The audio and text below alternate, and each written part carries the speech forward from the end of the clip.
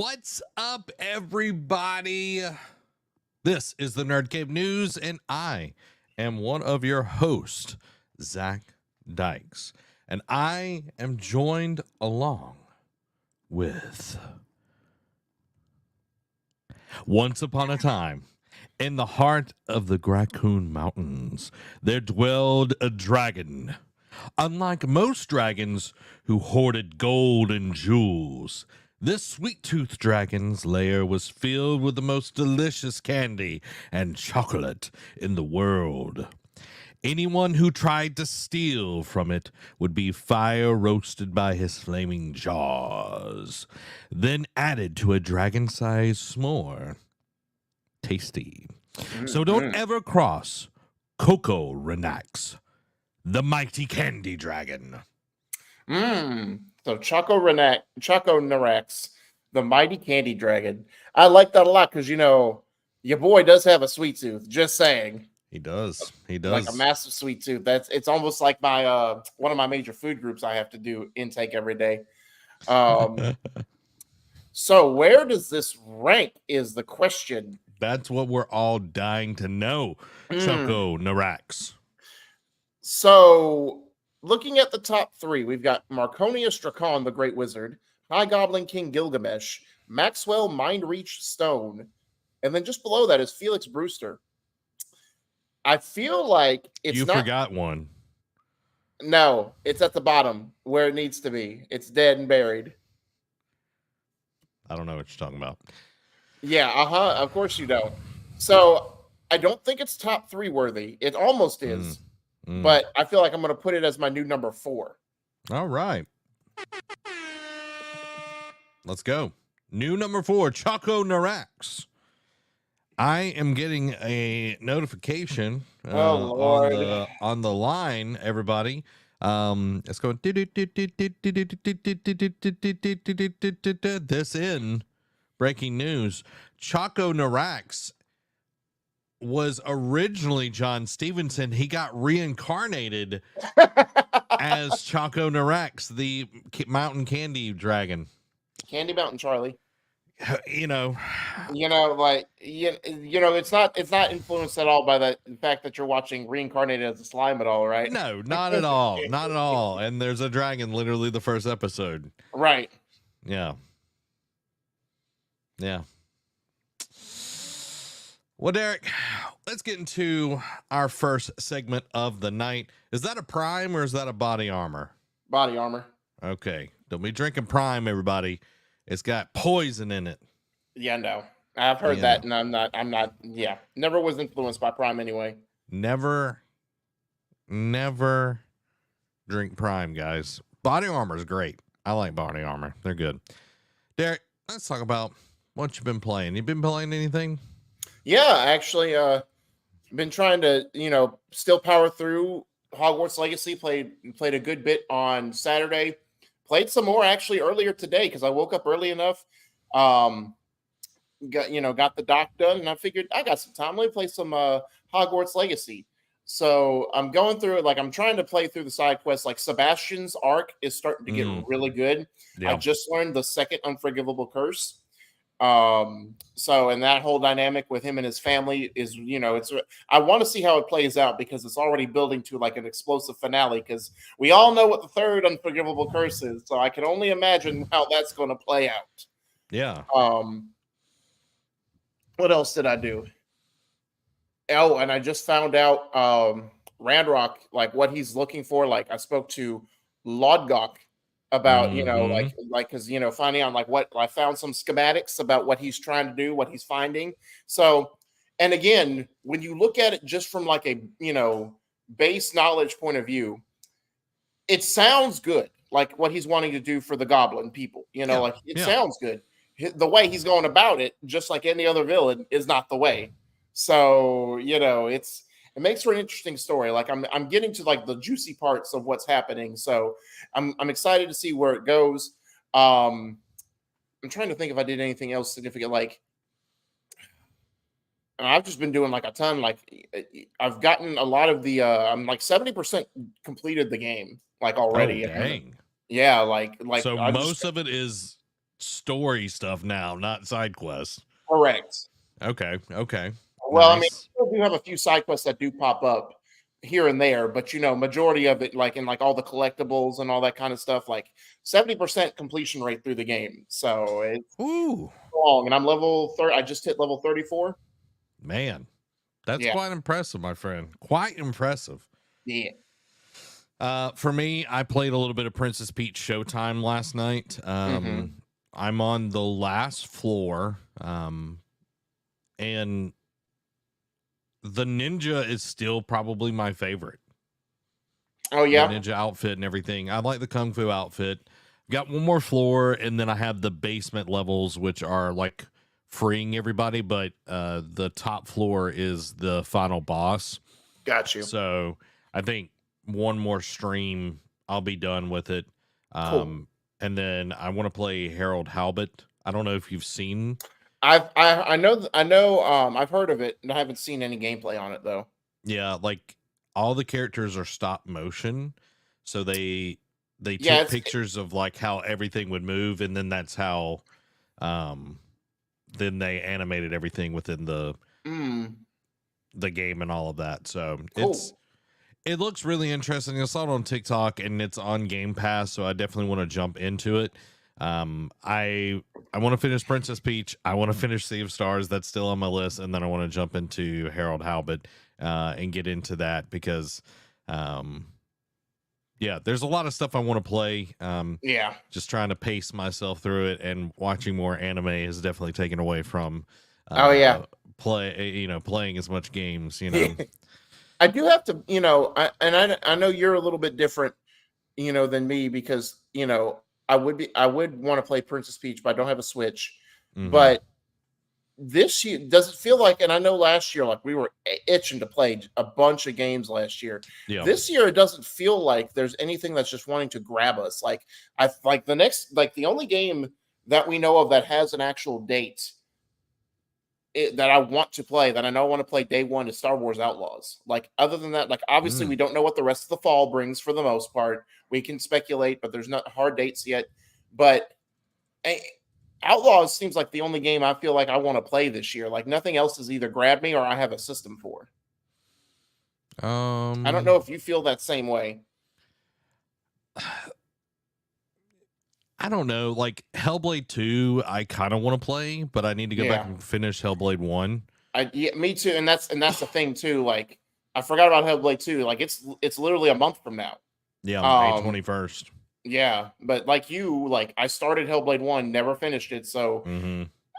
and that's the thing because I've got so much on my backlog. Like, because after Hogwarts Legacy, it's like I kind of want to play a Plague Tale Requiem, kind of want to play Hellblade 1, kind of want to play, replay Ghost of Tsushima on the PS5, like because I beat it on PS4, haven't played it on my PS5. Like, there's so many options I can play, but it's like, what do I do? Well, here's my little nugget for you, Mm-hmm. Derek. I think you should play Requiem. Mm-hmm. I think that should be your next one because it's a lot more straightforward. Right. And then you can go and play Ghost or Hellblade or whatever. But Mm-hmm. I would like for us to be able to talk about Requiem, That's and true. and Good point. dive into that because it's such a fantastic game. I I'm know you enjoyed it. yeah, I love that game. It's crazy when a double A game can outdo. I'm not talking about in graphical Oh fidelity yeah, or all of that, but just good storytelling and a really interesting gameplay mechanic wise. true. They did a really, really fantastic job. And the second one feels even better. The sound design, like all the sounds, that it just feels like spatially you feel Hmm. in there. And I know that was some of what was in the first one, but then the visuals even look better in this one as well, of I course, know the because it's rats look and sound creepier. yeah. It is a fantastic game, and I can't wait for you to play it, get your hands on it, and Hmm. really dive into that because I think you're going to really enjoy the story because we both love the first one. So Yeah, I'm for looking sure. forward to you to get on that one. Um, What up, Mike? Amy's Amy says the dragon was an accountant That's how he accounts for all his candy so well. That's not a nudge at John Stevenson at all, because he was a accountant as well, wasn't he? I know he was an urban hiker, but he was also an accountant, He correct? was a CPA. Yeah, he was a certified public accountant. So, Somewhere in the world, someone's going to show this clip. There is a John Stevenson out there, and he's going to be and he's going to be pretty darn close. It's like, how do they know what I do? Like, I'm looking it up now. He's gonna I'm looking message it you up and be right like, now. man, are you stalking me? There's one in Chicago, one in Georgia. Yeah. Huh. There's a few of them, guys. There's a few of them. The great lore of John Stevenson, I know. Well-traveled man. Kind. A do-gooder, some would say. A do-gooder. Yeah. Then he turns into his villain arc after he sees so much of us using him to make fun of me, and he's gonna message us and be like, keep my name out your mouth. He's gonna go like full Will Smith. No, because we've lauded him. Like he's on a pedestal here in the Nerd Cave. Your pedestal. Well, that's the only one that counts, Derek. Oh, okay. Oh, I forgot.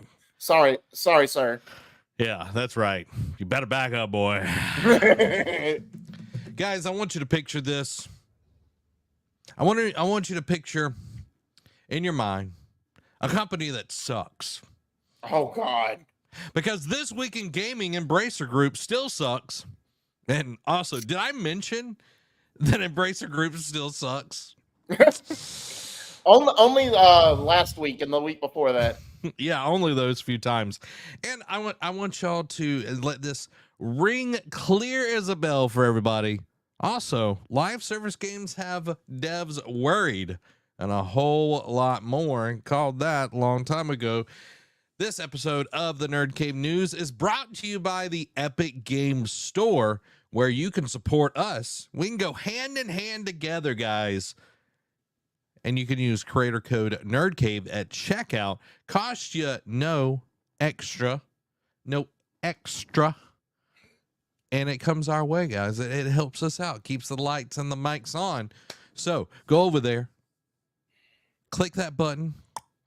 Where you scroll down, creator code, NerdCave at checkout, guys. We're also brought to you by Coffee Brain Coffee and our wonderful patrons, but more about that later. Emmy says, love the thumbnail. Thank you. Mm-hmm. Thank you. Had to edit it a few times, but Hey man, it's all of the ideation process. I know. We gotta make it perfect. Gotta make it perfect, Mr. B spends a ton of money on his thumbnail. And he won't even put out a video. Like he'll spend tons of money filming the video. If the thumbnail doesn't suck, he won't even put it out. Yeah. Must be nice to have throwaway money. It must be nice. Just kind of like a company that wished they had throwaway money. Let's talk about some Embracer woes. Woe is me. Embracer Group is splitting into 3 separate companies: Asmodee, Coffee Stain and Friends, and Middle Earth Enterprises and Friends. Embracer Group has announced its decision to split into 3 different companies, which is Asmodee, Coffee Stain and Friends, and Middle Earth Enterprises and Friends, which that last one we've already seen when the studio ties itself to one franchise. It can be a little dicey depending on how you do it. Each company will be listed separately on NASDAQ Stockholm, indicating their individual focus and strategic direction. Asmodee will operate as a publisher and distributor of board games, trading cards, and digital board games. It comprises 23 fully owned studios, positioning itself as a major player in the industry. Coffee Stain and Friends will shift its attention to developing PC, console, and mobile titles. Its focus will be community-driven, free-to-play games and indie/AA games. Middle Earth Enterprises and Friends will serve as creative powerhouse in AAA game development and publishing for PC and consoles, with the intellectual property rights to prestigious franchises like Lord of the Rings, Tomb Raider, and Dead Island, Metro, and Kingdom Come Deliverance. Embracer Group has secured a new financing agreement with $900 million through Asmodee, which will be used to repay existing debt and reduce leverage in the remaining Embracer group. CEO Lars Wingefers emphasizes that while these companies share similarities, their unique go-to market strategies and business profiles set them apart, ensuring bright futures for each entity. So it looks like the only one that they're going to rely on making money is Middle-earth Enterprises and Friends, because Asmodee will just be a niche thing like with board games and like digital, because I mean that's, that doesn't really set the world ablaze for most of the time. And then Coffee Stain and Friends will just be like Nixus is the PlayStation and do PC ports. So, I know Asmodee has 23 studios under them, but it looks like Middle-earth Enterprises and Friends will be like the cash cow. They'll be relying on them to pretty much carry the company profit-wise going forward.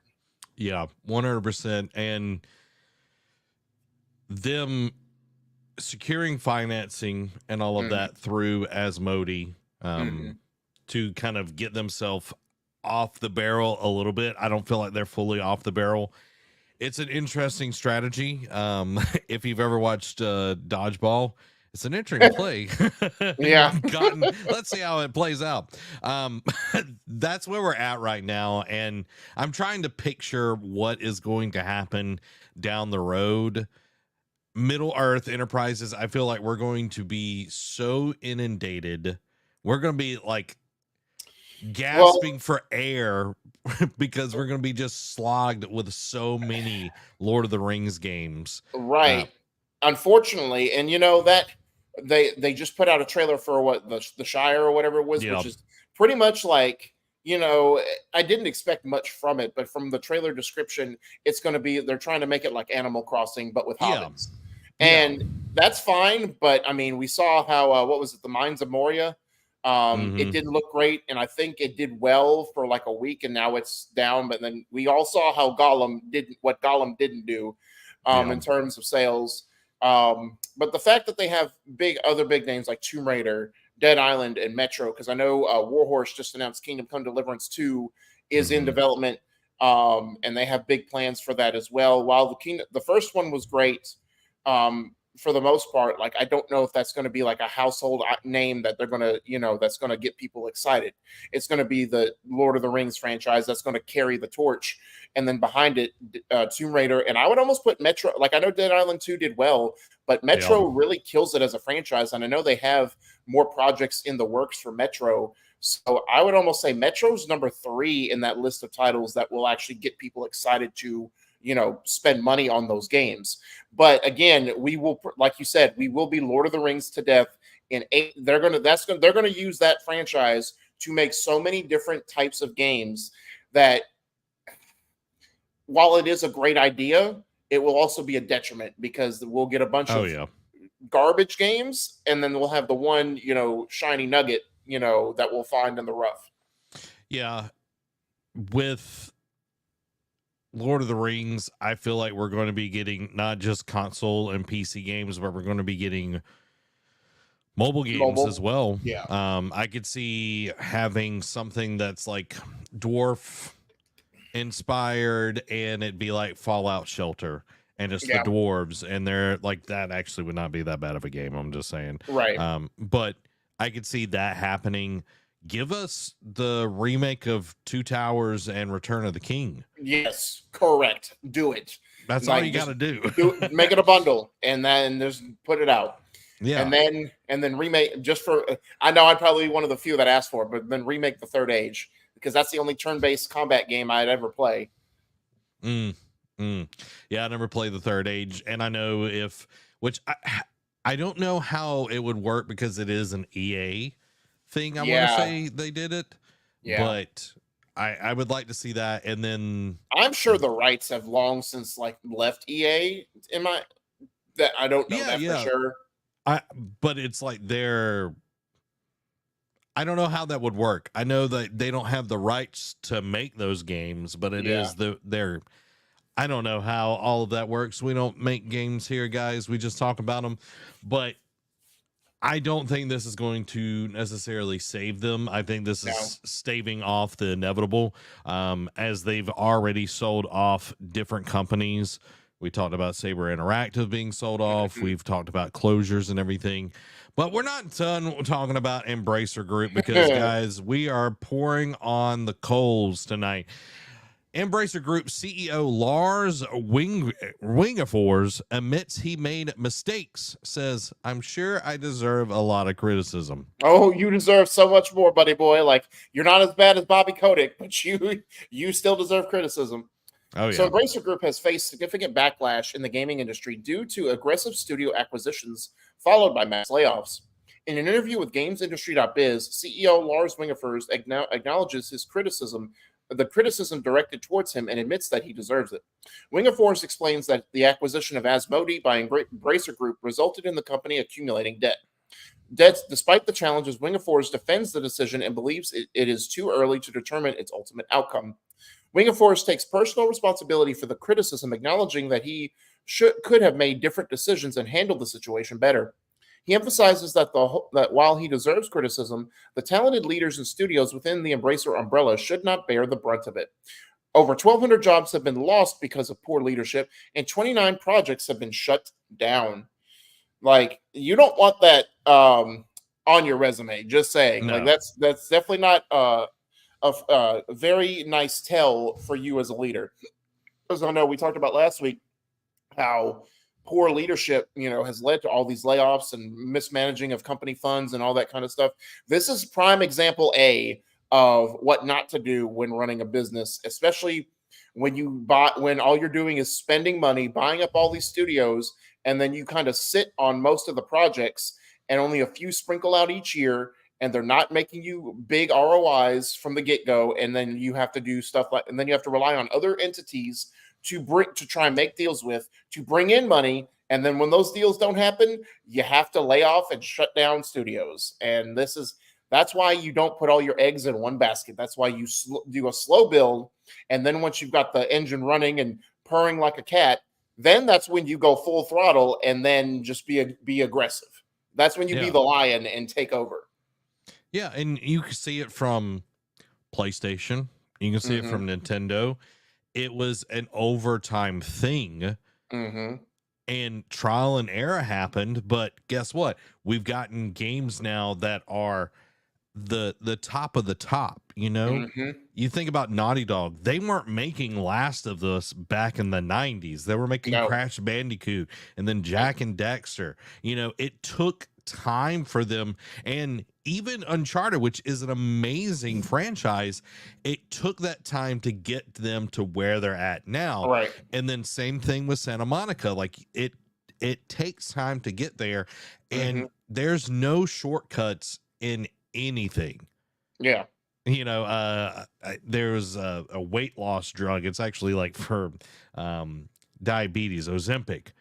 And everybody started taking Ozempic because it'll make you lose weight faster. And then there's been all these horrible after effects that have started coming out because people were going for that shortcut. Just like Embracer Group, they went for the shortcut here by trying to buy up all these studios. Right. I think of, we see all THQ Nordic and all of this, which isn't THQ Nordic part of Embracer? Yes. So now the developers are still there. This is just branches. Anyway, Lars is like, oh yeah, I deserve it's like, that doesn't bring back these 1,200 jobs. No, it sure doesn't. And it doesn't, it doesn't bring back the 1,200 jobs. And then, most of those are, I would like to see how many were lost by those almost 30 projects that were canceled. I'm sure a good chunk of that resulted in that. But yeah, it's kind of like a slap in the face. Like, yeah, I guess I deserve criticism. It's like, no, not you guess, you deserve criticism. Like, you need to write an apology letter to all 1,200 people that you let go, saying like, I'm sorry, I failed you guys. Like, yeah. Like, here's my thing. CEOs, they have a lot of stress on them. Okay. Right. Totally understand it. I ran a company. I understand being the top guy, being the decision maker and all of that, which at this point, when you're a CEO of this large of a company, you're not making the day-to-day decisions. You're, making bigger stuff. Yeah. You're delegating a ton of the work, but at this point you are getting paid to bring the company into financial success. You're moving everybody from here to over here where there's lots of money away from less money. And when you make poor choices, you're not the one that suffers the consequences because Right. you're secure in the C-suite. Now, if somebody down in the ranks made these decisions, lost them, let's say $100, Yeah. lost them $300, guess what? What do you think they would do, Derek? They'd let him go. They'd let him go. Not $6 million, Yeah. not $2 billion. They would let him go for hardly anything. Right. So it's like, yes, you deserve all the criticism that you're getting because you weren't willing to take constructive feedback and actually change the trajectory when you could have, because this has been going on for a while. Everybody has been like, why are they buying up so many things? Right. And now we're at where we're at. And also too, like, now I highly doubt this will happen with him. At least if he's smart, he won't let any kind of stories like this get out. But how many other companies have we seen? Oh, we've had to let go of people. Oh, we've had to lay off this many people. And then it's like, oh, we're going to see they see a pay increase, or like they see like huge bonuses come end of the quarter. And it's like, it would. So if we see this guy all of a sudden like saying, oh, his profits went up or whatever this quarter, and it's like, so what you're really saying is you really let go of 1,200 people so you can keep your money, is what you're saying. Your money's safe and secure like that. And that's the ultimate slap in the face, no matter what company it is, no matter what level of leadership you're at. It doesn't make, whether it's true or not, or whether it just leaks out to paint you as the bad guy. It doesn't look good when you let people go, and then shortly, like a month later, then it's like, oh, we have record profits and we've put this much in our pocket. And it's like, well, what's the real motive here, my guy? Yeah, exactly. And it's disgusting, when it really comes down to it. He's definitely on his way to be the next Bobby Kotick. Yeah. Is definitely on his way to be Bobby Kotick. Mikey says it's wild that all these layoffs are happening for financial reasons, but later this year, these CEOs are going to get massive bonuses. 100%. Correct. And let's say Lars got fired for whatever reason. He has a golden parachute. He's going to get a huge buyout. Yeah. You know what I mean? Bobby Kotick.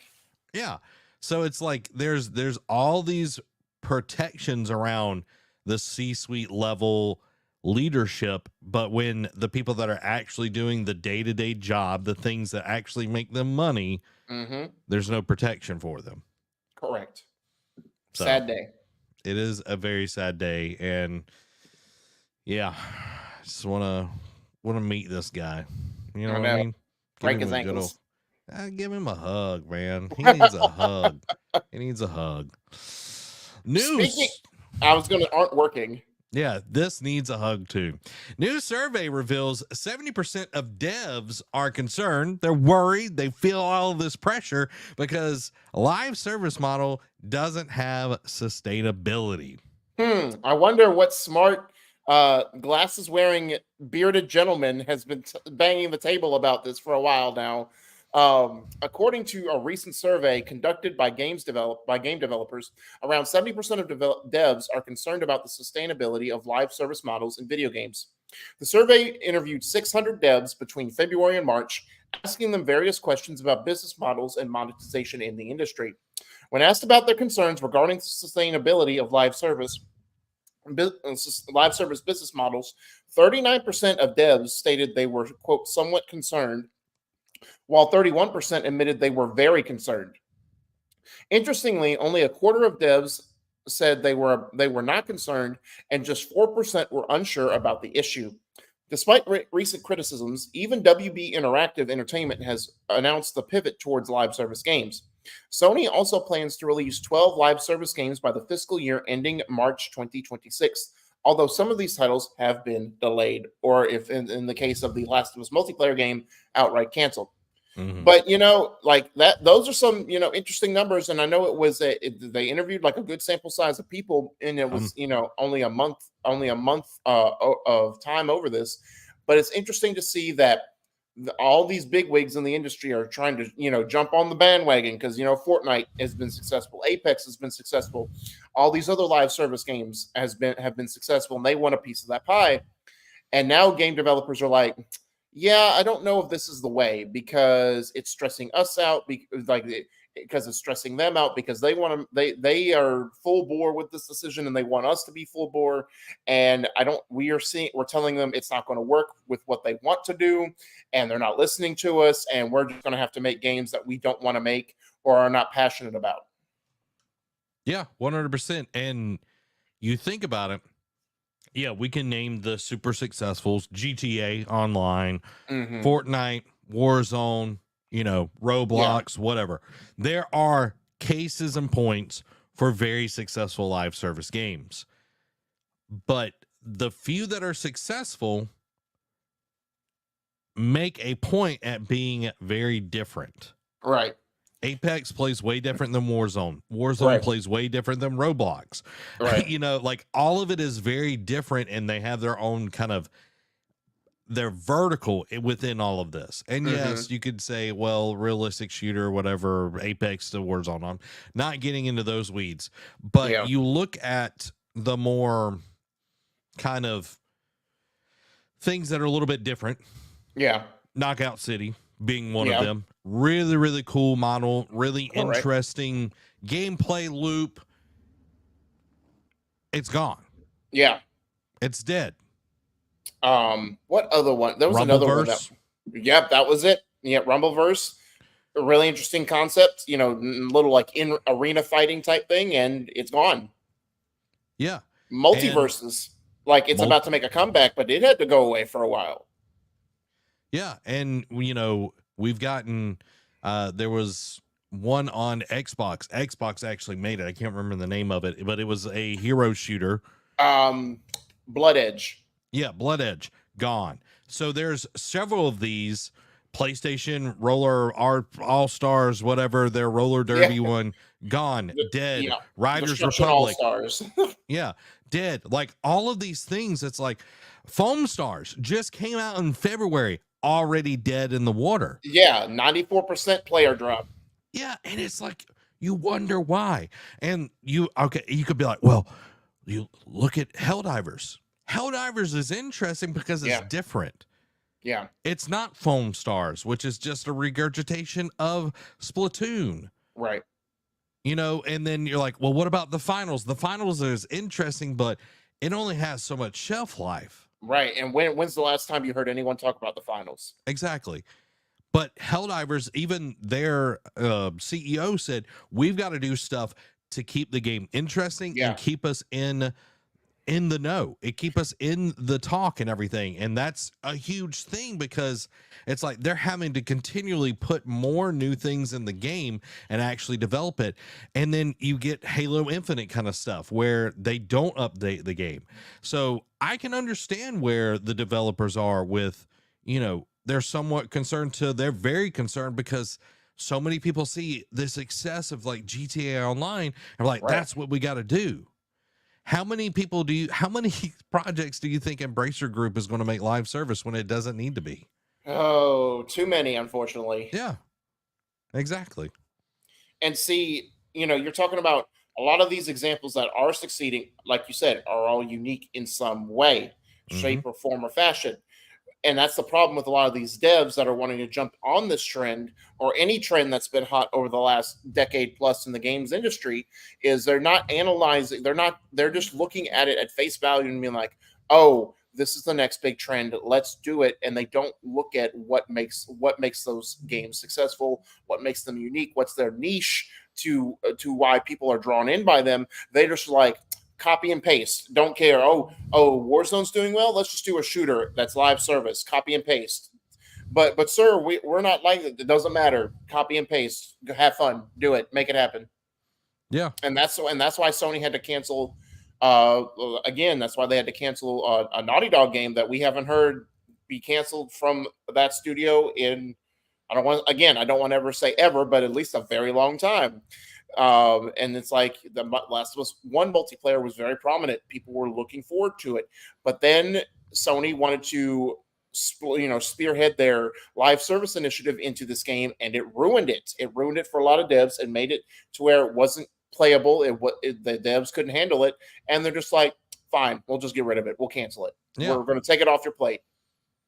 Yeah, and it's like, how many times are we going to invest in something and then it goes out, either it goes out in the world and gets, no traction, or it gets canceled within the development cycle. It's right. We can't get into this position, Embracer Group, wasting finances and all of that. We can't get into the position where we're putting money where there is no return.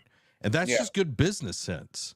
Yeah. And yes, I understand gaming, game development is an art. Understand that. I totally support that. That's why, a lot of the games that I talk about are indie games and that I'm super excited about. That's just, one of the things I like. I like the big AAA, but it's like, you have to know that you're either making a passion project or you're doing this for money. And 9 times out of 10, you're doing it for money. Correct. Because that's what drives any business. Yeah. And it's like live service games, people only have so much time. Right. People only have so much time. Like, even before live service started to be like a niche thing, like when multiplayer games were like hot and heavy and battle royales were hot and heavy, like they have to keep people there and they do so many different seasons. But even if they come out at a decent pace, people, like you said, only have so much time. And especially and whether it's our fault, whether it's just like the gaming world's fault, who knows?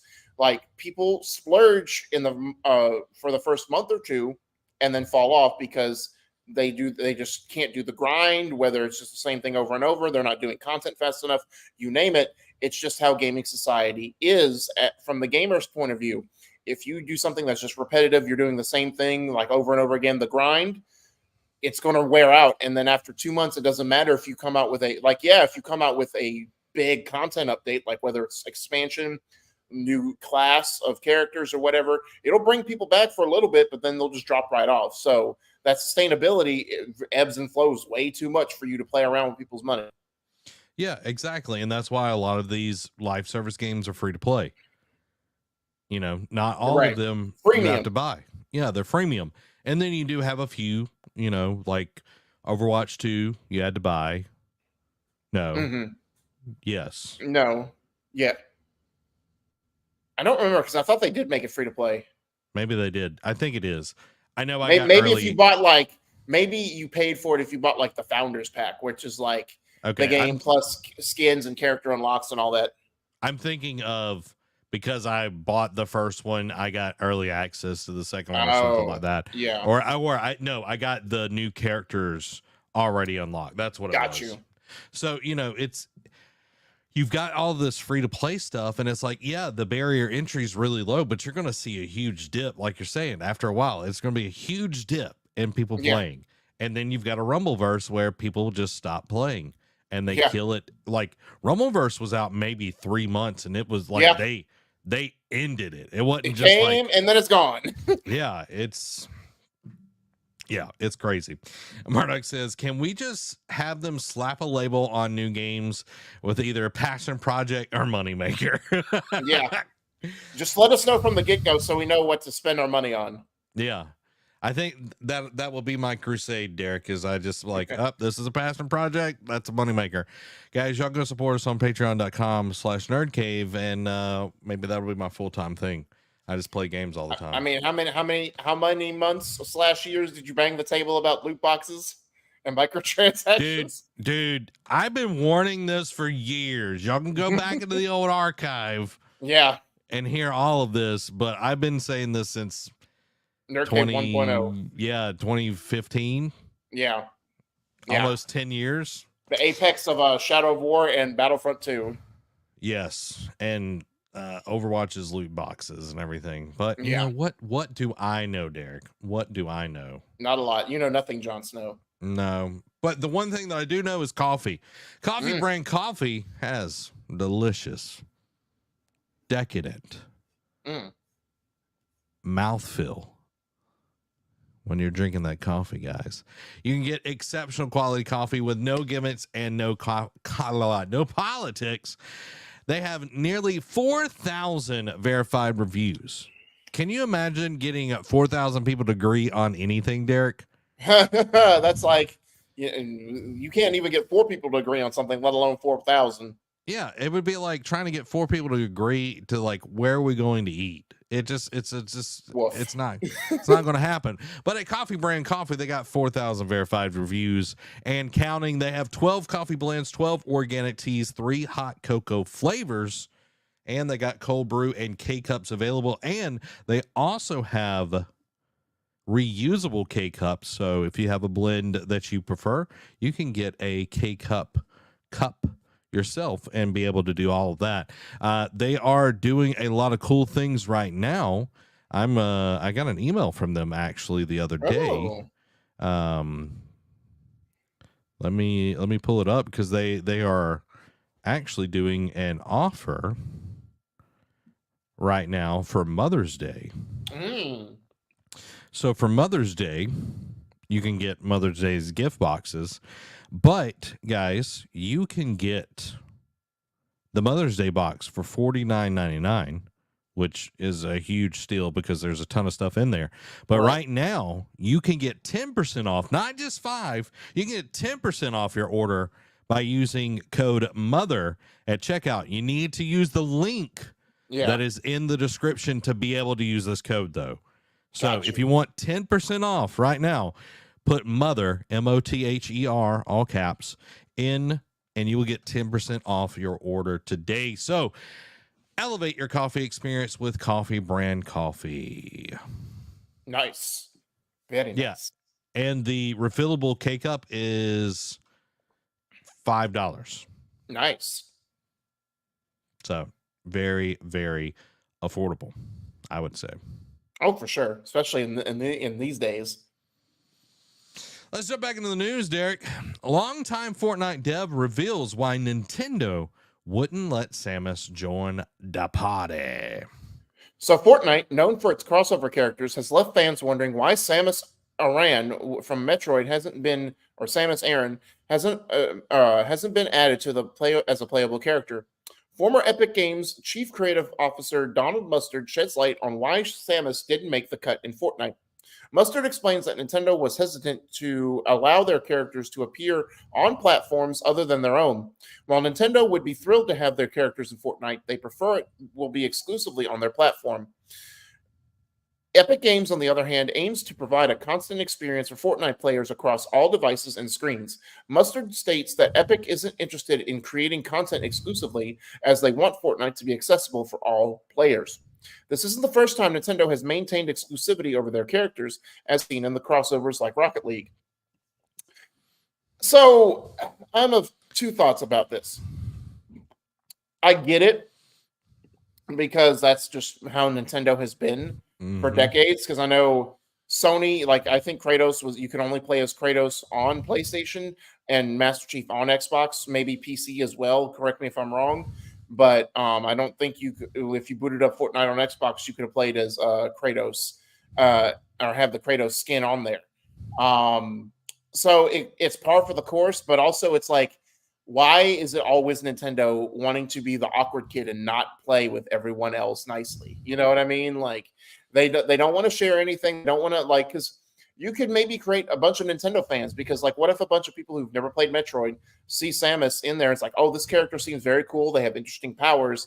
Let me see what they're about. And then they buy Metroid, the Metroid Prime remake or the trilogy, and like get excited for Metroid Prime 4 whenever that game releases. So I don't know.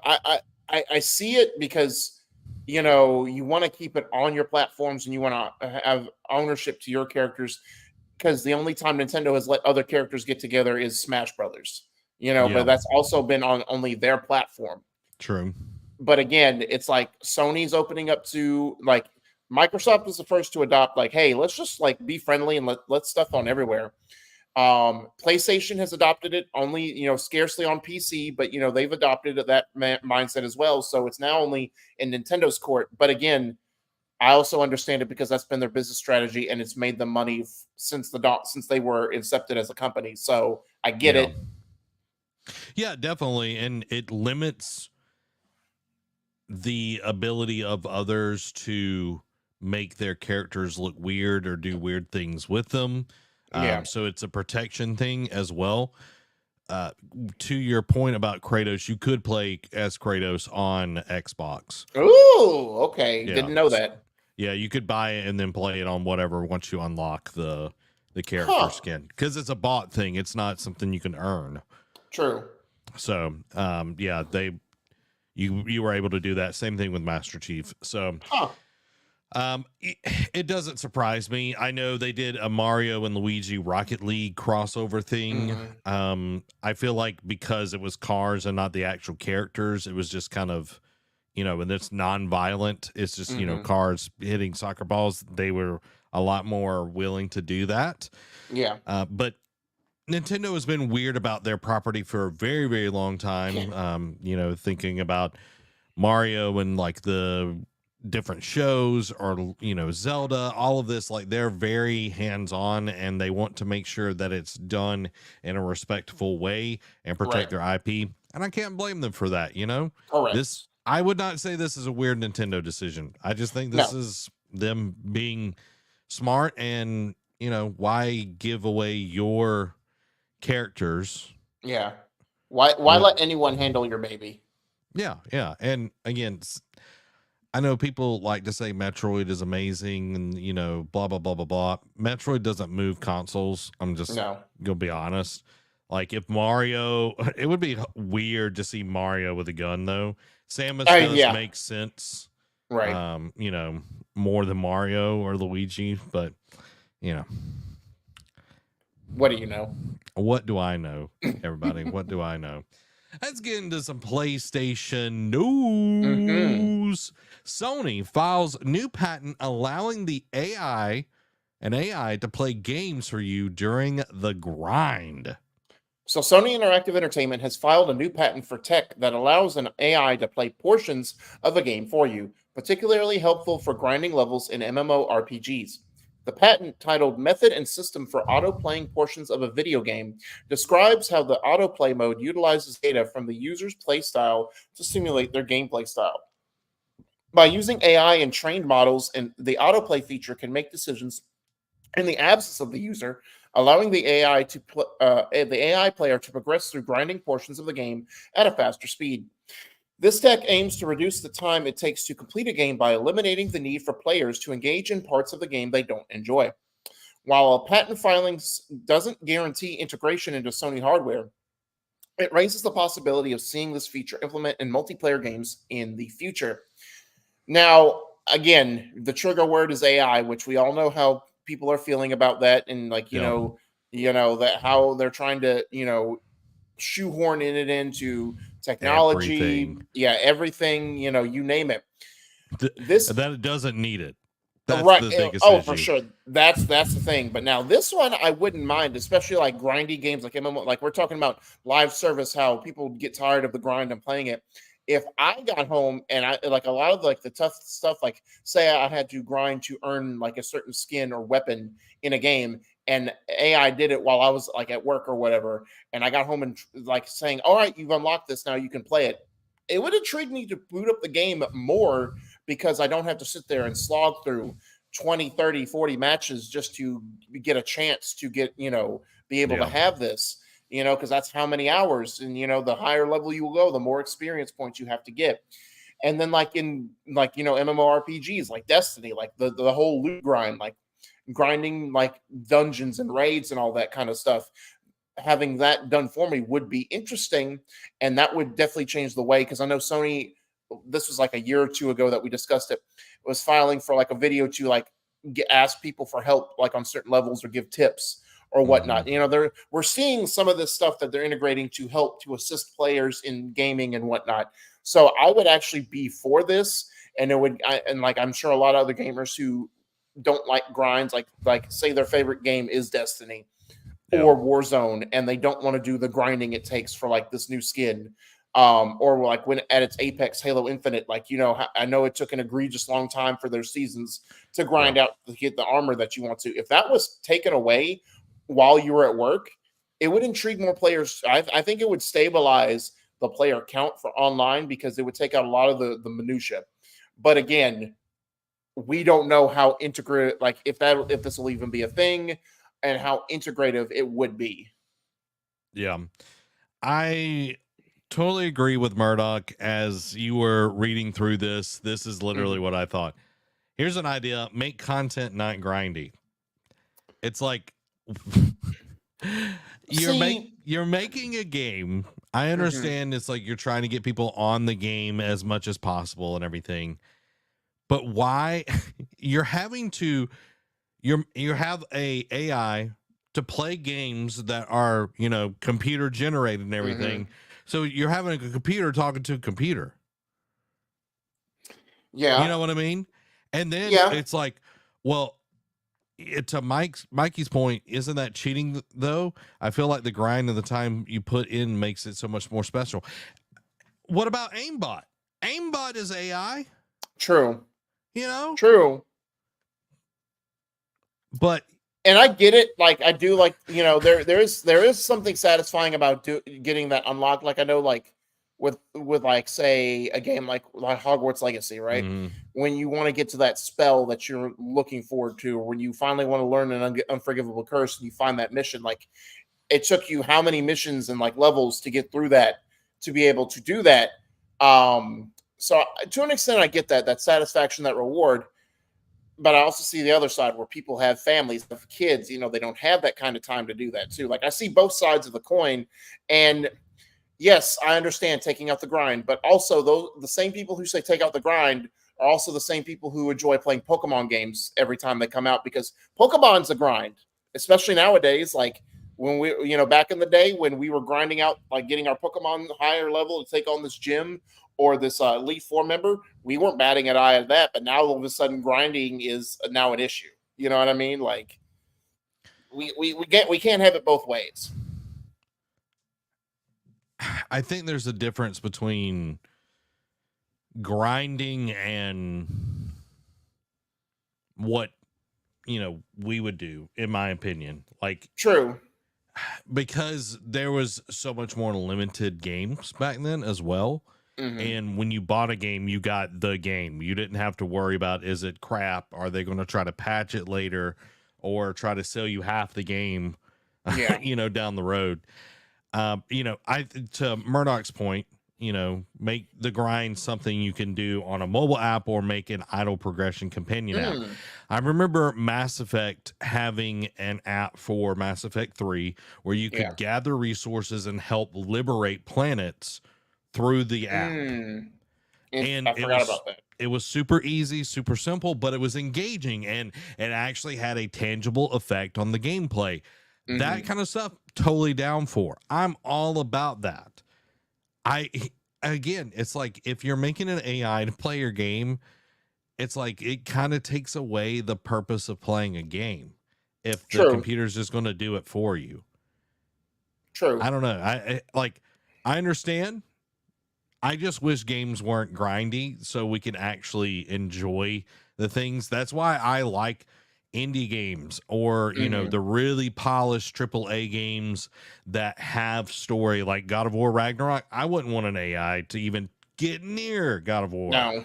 It's like I want every single moment. I want to feel the sun and smell Vanaheim's foliage. I just want to feel the blood drip off my axe. I want to feel it go boom right in my hand. I want to hear the squawks of the harpies as I beat them up. I want to feel the gorge rise just a little bit as I rip someone in twain. Someone called the police. I think Zach's got a body buried in his backyard. He's getting a little too excited about killing and maiming things. I'm talking about God of War, Derek. I always get excited about God of War. But it's like, again, it's if you make a game that isn't grindy and actually has substance, people are going to play it. They're not going to complain about the grind. But, maybe that era is done of gaming, Derek. Maybe. Like what? And again, they say specifically MMORPG, so maybe every game won't have it. Like it'll just be game. Like I can't imagine people want like you and I story-based games like God of War, like Ghost of Tsushima, like doing that. Now, if there was a setting where it's like say for you, like say for instance in Ghost of Tsushima, we all know how much you don't want to see naked man butt. So Yeah, like finding hot springs, like if there was a way to tweak it to where it's like, hey, just go ahead and knock out all the hot springs for me. Cool. Like true. that kind of stuff that we don't like, the monotonous, like for like in Hogwarts Legacy, doing all the Merlin trials. Like once Yeah, you face every type, it's all rinse and repeat. Like that kind of stuff, I wouldn't mind grinding through. Like that stuff I can miss. But now, like, yeah, but I don't want it to play side quests for me. I don't want it to play through main story missions. Like, yeah. don't do that. Like, no, I want that. And it's like when you're talking about like in God of War. Like, can you imagine like missing like the different like as like 2018 like as the Lake of Nine is lowering, Yeah. like missing all the extra collectibles like you could do. Yeah, that would suck so bad, Yeah, missing a crow or something like that, right. like, but hey, would at this point, because I haven't beaten Sigrun, would I Yeah. let the AI? I probably would at this point, because can't freaking beat her for whatever. My RNG is not not Yeah. healthy. My RNG it hates me. Murdoch, this will be the last one as we put a bow on this story. Murdoch says, remember when Battlefield had a commander app that you could engage with live games for Yes. experience and be the commander for the live match and drop in resources for players? To me, that was next level. And I like that. That Yeah. sounds really cool. I never played that one, but that That does sound really interesting. if it's the one I think of, I think it was Battlefield 4, because it was when the Xbox One was launching that they Mm, were showing off all this tech. Like I think it was like smart glass, because I know you could do some stuff with it in Dead Rising 3, like touch the screen and interact with it. And I think the next one that they talked about with that was Battlefield 4. yeah. And I feel like during that era of gaming, we got way more app integration. They were trying to Oh push yeah. that a lot more, and that's kind of gone by the wayside. AI is the new hot thing, and I use AI all the time.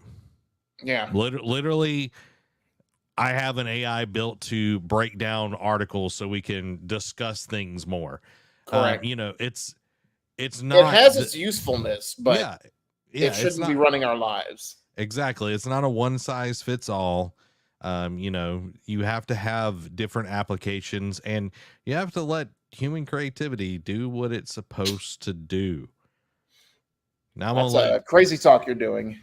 I know. Derek, I hope you're ready to get quick with it, because it's time for the PlayStation Quickies. Quick like Quicksilver. Sony reportedly in talks to join a bid to buy Paramount. New PS Plus premium trials available, including Exoprimal and Grease. Sea of Thieves has hit 40 million players weeks before its arrival on PS5. Medieval 2 remake is in development and launching soon, apparently. Little Big Planet 3 servers on the PlayStation 4 are officially taken off following the January issues. Bungie was in talks with Netflix for Destiny animated series, but didn't progress beyond the scripting phase. And lastly, rumor, Sony is in early talks to bring Helldivers 2 to Xbox platforms. And my God, that would be crazy, like to bring the Xbox players into that and like have crossplay and all that kind of jazz. So, because Xbox servers, top tier. Yeah, I like, my only qualm is the crossplay right now between PlayStation and PC. PC. The last time I played, it's been about a month now. Yeah. Utter trash. Like it is not good. Yeah. Lots of issues. I hope, Murdoch might be able to chime in if they've, bettered the connection and everything, but you pretty much have to either play when I was playing with PlayStation people or PC, and go from there. And Mm-hmm. while I'm mentioning Helldivers, next week, Tuesday, we're going to be playing Helldivers 2 and maybe some Uno for our community game night. So make sure that it's updated and ready to go. Murdoch says last patch has fixed a bunch, literally nothing but fixes. Well, there you go. Wow. There you go. You love to see it when people actually support their games and It's a add crazy to it. concept. Who would have thought, Derek? Let's take a trip back. Just you just close your eyes for a second, Derek. I want y'all all to close your eyes and let me take you on a trip real quick. Unless you're driving, don't close your eyes. Yeah, unless you're driving. All right, so just feel the wind blowing in your hair. All right. Mm-hmm.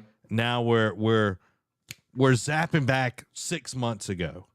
Mm-hmm. Okay, we're 6 months ago, and you got barbecue stain on your t-shirt. It's a little sticky, it's sticking to your chest hair, but it was good barbecue. You know what I mean? Mm-hmm. And you heard this dude say Helldivers 2 is going to be a great game, and then nobody believed him. Nobody believed him. Are you saying that people doubted you? Yeah, people doubted me. Oh no, they wouldn't even talk about it. They just would brush it off. I didn't doubt you. I know you didn't doubt me, Derek. I'm talking about For once, I didn't doubt you. All these plebeians. These troglodytes. Yeah. Oh, look at this. Oh, look at this. You kept saying it looks like Star Space Troopers. That's all you would say about it.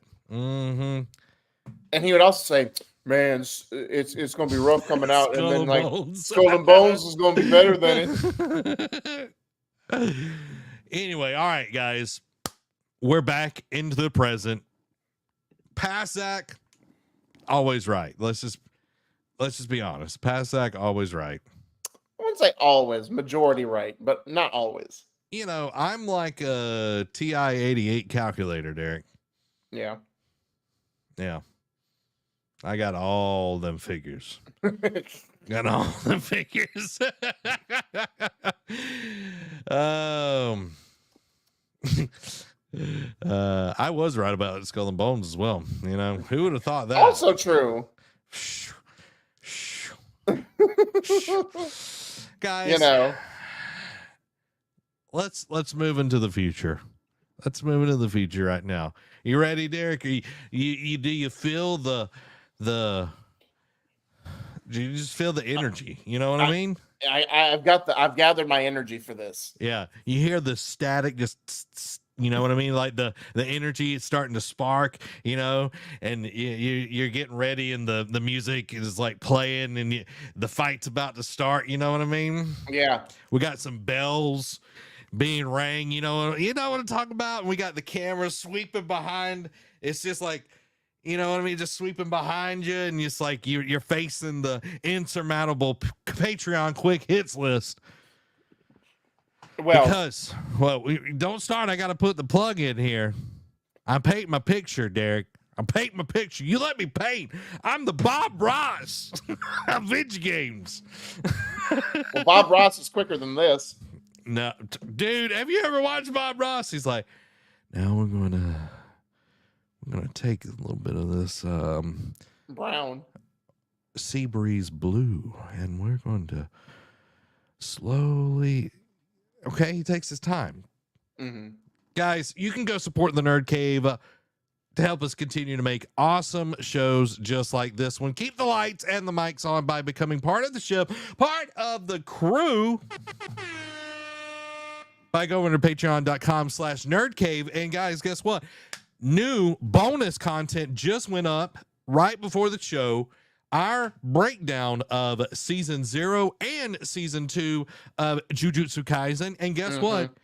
There's going to be another little bonus thing of some My Hero Academia trailer reaction. So, so anime people eating. I'm just saying. You're right. When we do something, we go big and bad. We don't halfway it. We don't halfway. I've been training to be a Super Saiyan all my life.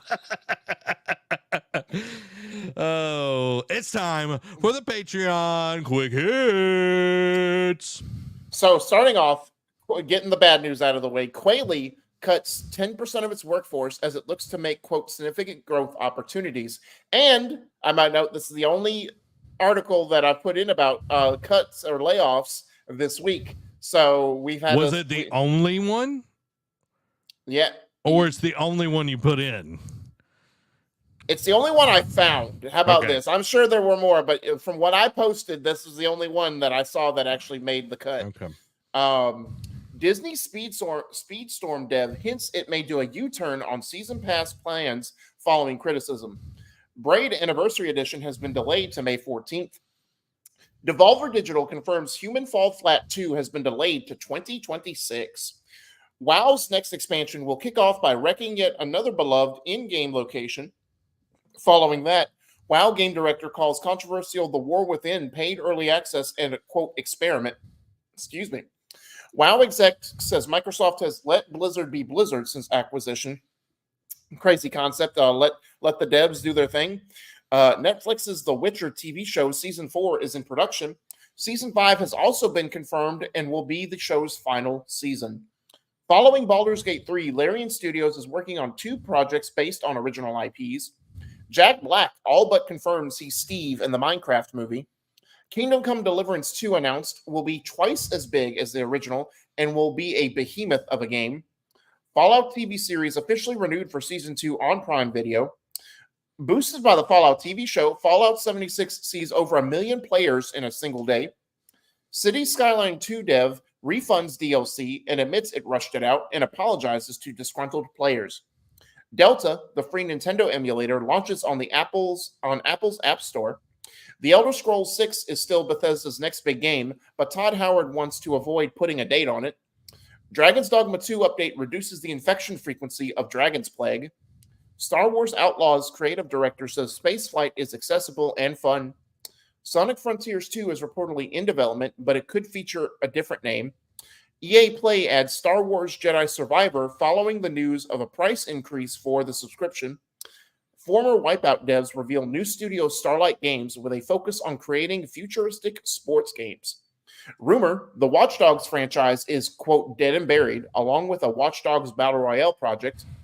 ID at Xbox Digital Showcase set for April 29th at noon Central Time, so that is this upcoming Monday. Billie Eilish is headlining Fortnite Festival Season 3. Metaphor Refantasio, the new RPG from Persona team, sets a release date for October 11th. GTA 5 actor Stephen Ogg sheds light on canceled Trevor DLC for GTA 5. Rumor Assassin's Creed codename Hexy due out in 2026, and its female protagonist has, quote, some supernatural abilities.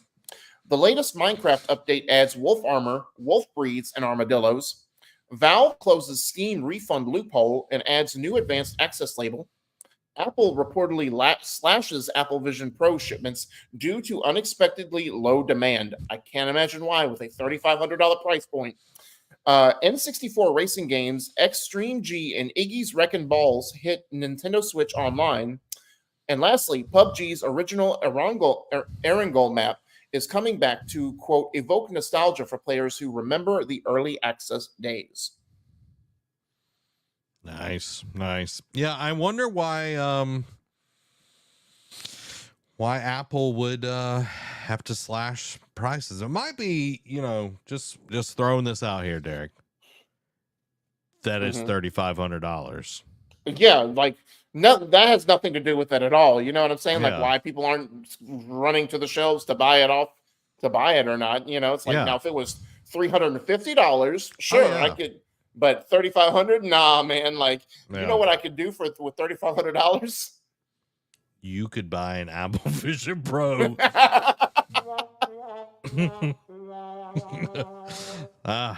Well, guys, that is it. That is the show. And if you have any